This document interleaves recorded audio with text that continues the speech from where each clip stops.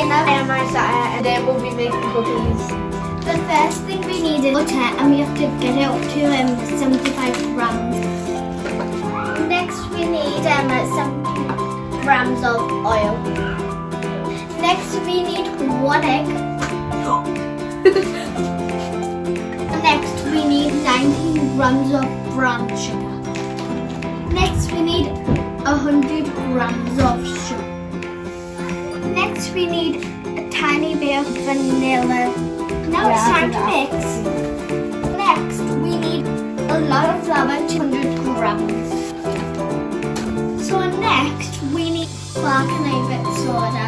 So next we need a tiny bit of table salt. Next we need chocolate that you want.